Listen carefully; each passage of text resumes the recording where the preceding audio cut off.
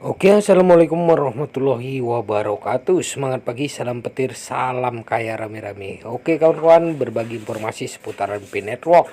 Oke, nah tetap jaga kesehatannya, tetap beraktivitas seperti biasa, tetap bersabar dan konsisten. Karena itu adalah kunci kesuksesan kita semua para pioner ya. Nah, kawan-kawan, ini ada bincang-bincang yang menarik ya. Oke. Ya oke kawan-kawan ya. Jadi gini, banyak pertanyaan, kenapa Pi kok terkesan lambat gitu ya. Itu kan pertanyaan-pertanyaan yang mungkin sudah berulang. Sementara di satu sisi ada aplikasi juga yang dengan jumlah minernya itu cukup besar. Ya sebutlah misalnya Core itu kan banyak sekali informasi yang sudah sangat terbuka, bahkan sudah mainnet, bahkan sudah disiapkan 8 exchanger untuk melakukan listing di bursa kripto tersebut.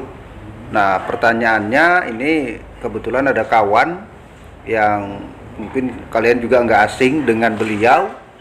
Ini soal Pi Network ya. Jadi fokus kita kan ini soal Pi Network. Ya. Nah jadi kalau bicara tentang Pi Network hari ini memang mungkin gini, ketidaksabaran ya, karena kita menunggu terlalu lama itu tentu saja menjadi dilema tersendiri buat teman-teman lah, mungkin semua ya. Mungkin jangankan kalian, ya kami sendiri juga akan merasakan hal yang sama. Cuman ya yang kita yang masih diuji kan soal kesabaran ini. Nah pertanyaannya, kalau menurut Pak Bos nih ya, kebetulan ini ada kawan kita yang di sebelah, jadi cuman mau nanya aja terkait dengan Halu. Coba Pak Bos jelaskan tentang Halu Pi Network. Nah, kira-kira gitu aja. Ya, jadi banyak orang yang mengatakan bahwa Fi ini halu. Nah, jadi sebenarnya halu itu ya, itu bukan berarti kita membayangkan hal-hal yang tidak mungkin terjadi, kan gitu. Karena sebuah proyek yang belum jadi, ya memang harus punya inisiasi kita supaya proyek itu memang betul-betul kejadian ataupun berhasil ke depannya gitu. Jadi halu itu hanya sebuah perjalanan, kan gitu. Nah, saat ini kan kenapa terlalu lamban ya, KYC misalnya seperti itu, atau proyek-proyek Pi ke depannya itu terlalu lamban. Karena saya yakin ini beda dari kripto atau bisnis mining lainnya seperti itu. Seperti tadi yang Bos katakan bahwa Core ya, dengan jumlah minernya banyak, ternyata hanya KYC ya yang mudah. Nah, kemudian sudah listing dan mainnet, tapi kan sampai hari ini mereka juga memberikan harganya juga belum pasti, kan gitu.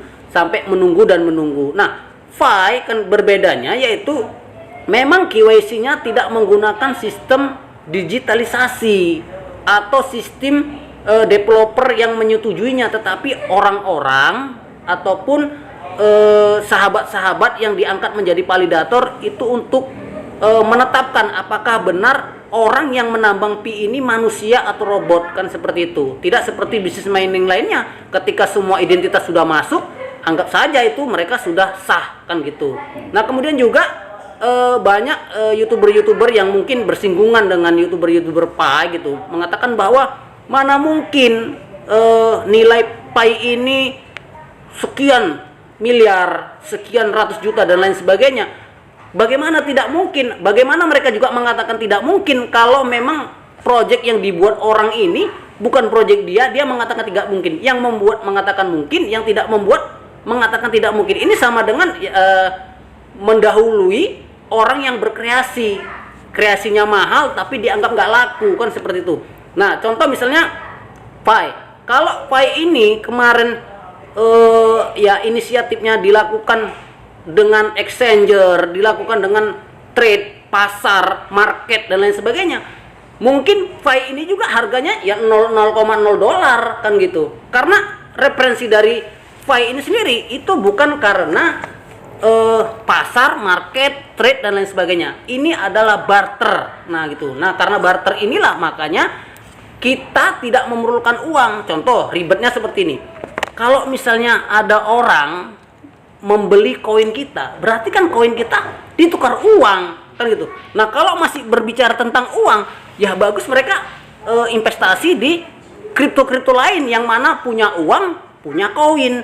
Misalnya di BTC punya 1 miliar, 2 miliar, beli aja BTC kan gitu. Nah, tapi DeFi ini sampai hari ini ketika xt.com, Huobi dan lain sebagainya melisting harganya berbeda dengan kripto lain. Kripto lain begitu listing mencari trade, mencari pasar, mencari exchanger untuk menghargai koinnya. Tetapi hari ini Nicholas mengatakan jangan, tidak dibolehkan. Ini jangan dilakukan atau ya haram lah katanya gitu ya, dilarang dan lain sebagainya. Tetapi banyak exchanger melobi-lobi CoinPay sehingga kedepannya harganya mahal. Nah, ini bedanya seperti itu. Jadi bedalah kalau Pi ini dengan kripto lainnya. Kita banyak nambang kripto, bahkan ada yang ya scam, bahkan ada yang harganya nunggu sampai kiamat, mungkin harganya saja jadi $1 kan gitu. Nah, tapi DeFi ini tidak kan gitu. Nah, makanya core team wajib memberikan keputusan open minded pada waktu yang dekat,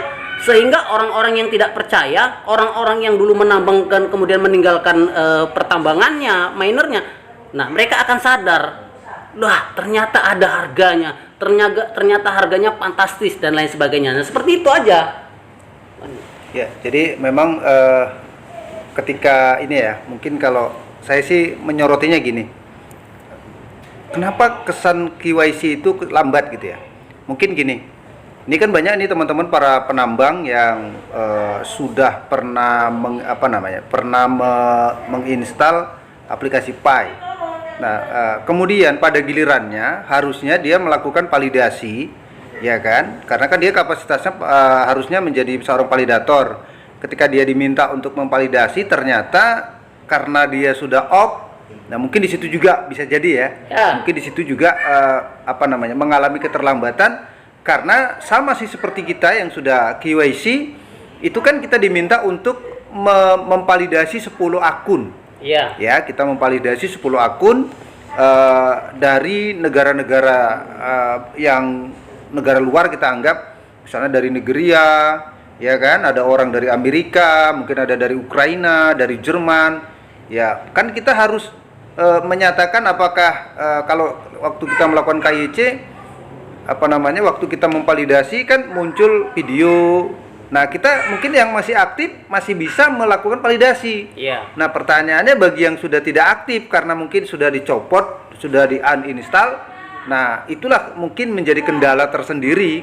Makanya tentu saja itu menjadi review ulang dari pihak core team, karena mungkin teman-teman yang lain yang nggak sabar sudah pada mencopot, padahal dia dapat jatah 10 kan gitu. Dapat 10 pionir atau 10 perintis yang harusnya dia yang memvalidasi itu. Nah, ini mungkin alasan ya, menurut alasan saya secara pribadi, kalau keterlambatan proses KYC ini bisa disebabkan karena hal tersebut. Ya, karena contoh misalnya ada kawan kita namanya Degun. Degun ini pionir setahun yang lalu, tapi ketika sebulan 2 bulan dia jalankan, tiba-tiba dia off. Nah, ketika off kemudian sudah dicopot aplikasinya. Padahal harusnya dia melakukan validasi 10 pionir. Nah, karena dia sudah mencopotnya, maka dia kan tidak lagi menceklis untuk mengatakan ini manusia atau bukan, kira-kira gitu. Iya, benar. Nah, itulah mungkin salah satu alasan. Jadi kalau teman-teman nanya, kok lama kali ya gitu, kok lama kali Pi Network, dia bahkan sudah nggak sabar dan sebagainya. Ya mungkin alasan mendasarnya mungkin dari kita secara pribadi bisa jadi karena itu. Iya. Nah, kalau menurut bos gimana kira-kira? Nah, jadi kan begini juga. Sebenarnya banyak pioner yang hari ini sudah KYC, tetapi KYC-nya tidak setujui. Itu banyak kan gitu. Nah, kemudian ada juga yang benar-benar belum KYC. Nah, ini ada 3 sebenarnya di Pi Network ini. Yang pertama sudah KYC, sudah migrasi. Kemudian ada yang KYC tapi belum migrasi. Kemudian ada yang sudah KYC ternyata belum disetujui. Dan kemudian ada yang benar-benar belum KYC. Nah, jadi seperti ini. Jadi pioner Indonesia, pioner Cina, pioner Vietnam, pioner dunia itu sebenarnya sama, 11-12 dengan pioner Indonesia. Ada yang mengatakan kita ini kan begini, kalau dibilang katanya halu, ya it's okay karena orang Indonesia itu kebanyakan gitu, nggak mau kerja, mau kaya. Nah, misalnya seperti itu. Nah, hari ini sebenarnya ada pekerjaan memvalidasi. Nah, jadi teman saya ada itu memvalidasi sampai 1.000-2.000 orang. Saya lihat kemarin masih 32%, kan gitu. Saya tanya, lo kenapa nggak divalidasi yang lainnya? Alah capek katanya, kan gitu. Udahlah gini aja. Nah artinya teman saya saja sudah bisa menghambat orang 1000 supaya tidak di KYC, tidak disetujui KYC-nya. Nah bagaimana dengan orang-orang lain, yang orang-orang di China sana yang bos tadi katakan sudah dilepas aplikasinya, kemudian sudah malas, sudah muak dengan Pi Network. Nah artinya dia tidak ikut membantu memvalidasi orang-orang yang sudah melakukan KYC. Nah ini yang membuat lambat. Sebenarnya kalau semua pioner itu sadar, dari pioner A sampai pioner Z, dari yang mulai sampai yang akhir itu sadar menjadi validator, saya pikir nah ini tidak akan lambat, tidak akan terjadi yang namanya kelulusan KYC yang ya mungkin terhambat dan menggunung, sehingga kerja core team makin lama makin lambat seperti itu. Nah, kalau harga gimana, harga?